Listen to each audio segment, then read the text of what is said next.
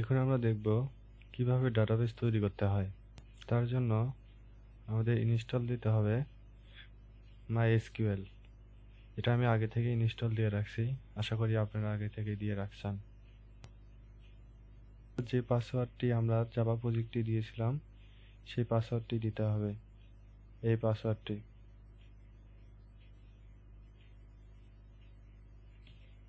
আমরা পাসওয়ার্ডটি দিয়ে দেব।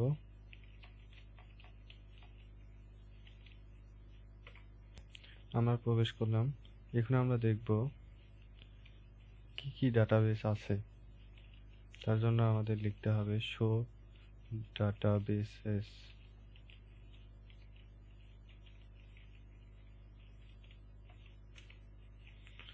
এখানে দেখতে পাচ্ছেন এই কয়টি আমার ডাটাবেস আছে।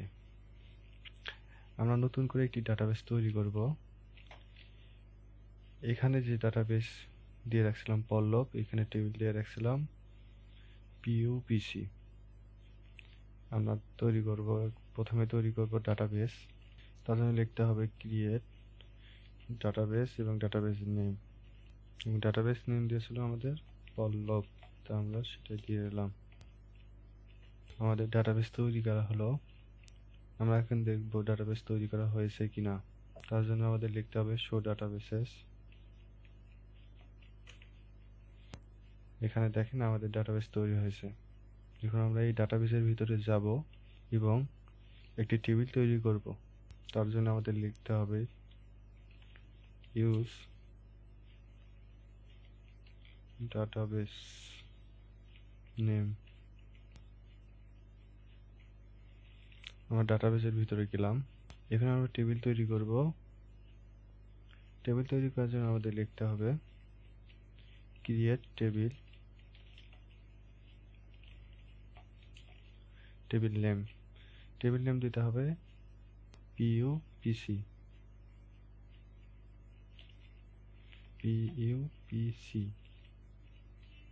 পিইউপিসি টেবিলের ভিতরে আমাদের 3টি কলাম থাকবে।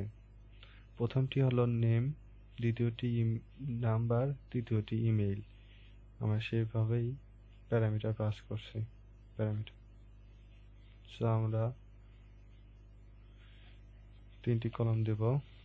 প্রথমে কলাম নেম, তারপর ডাটা টাইপ, তারপর সাইজ দিতে হবে। কলাম নেম,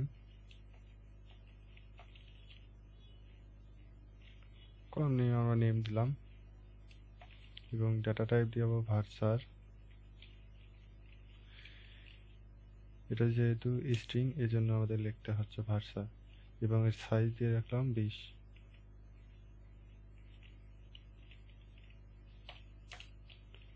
এরপর আমরা সেকেন্ড কলামের নাম দেব নাম্বার এবং এর ডেটা টাইপ ইন্টিজার এবং সাইজ দিয়ে রাখলাম। থার্ড কলামের নাম হবে ইমেইল এবং এর ডেটা টাইপ ক্লোজ করে দিলাম, ইন্টার চাপবো। আমাদের টেবিল তৈরি করা হয়েছে। আমরা এখন দেখব টেবিলের ভিতরে আসলে কি কি আছে। টেবিলের ভিতরে কি কি আছে তা দেখার জন্য আমাদের লিখতে হবে describe table name. Table name দিতে হবে। টেবিল নেম ছিল আমাদের পিইউপিসি। এখানে দেখেন নেম, নাম্বার, ইমেইল, অর্থাৎ এখানে আমার সঠিকভাবে টেবিল তৈরি হয়েছে। যখন আমরা কোডটি রান করব তখন এখানে সে স্টোর হবে। তো আমরা কোডে যাব। আমরা কোডে আসলাম এবং কোডটি রান করব।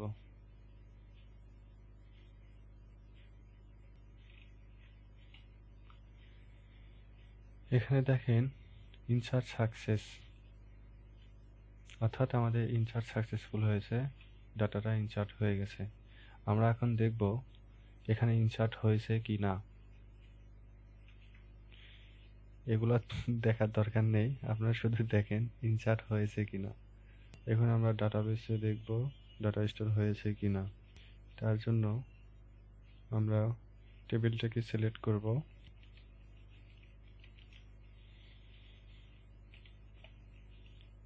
এখানে স্টার দ্বারা সম্পূর্ণ টেবিল বোঝানো হয়েছে। এবং কোন টেবিলের ডাটা দেখব আমরা সেটা লিখতে হবে। ফ্রম টেবিল নেম, আমাদের টেবিল নেম ছিল PUPC। এখানে দেখেন আমাদের ডাটা সঠিকভাবে ইনসার্ট হয়েছে।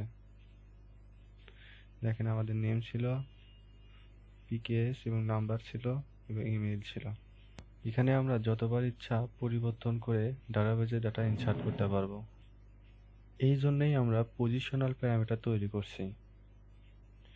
এখানে পজিশনাল প্যারামিটার তৈরি করা আছে, আমরা শুধু পজিশনাল প্যারামিটারের জায়গায় আমরা সঠিকভাবে ডাটা বসিয়ে দিলেই হয়ে যাবে। আমরা আরো একটি দেখি।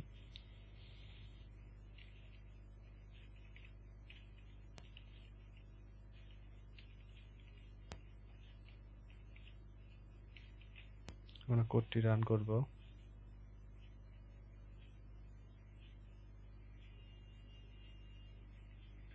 এখানে দেখেন ইনসার্ট সাকসেস, অর্থাৎ আমাদের ডাটা ইনসার্ট হয়েছে। এখন আমরা ডাটাবেজে যাব এবং টেবিলটা চেক করব ডাটা ইনসার্ট হয়েছে কিনা। তার জন্য আমাদের পুনরায় লিখতে হবে সিলেক্ট স্টার ফ্রম PUPC। দেখেন আমাদের সঠিকভাবে ইনসার্ট হয়েছে। আশা করি আপনারা সকলেই বুঝতে পারছেন। সকলকে ধন্যবাদ।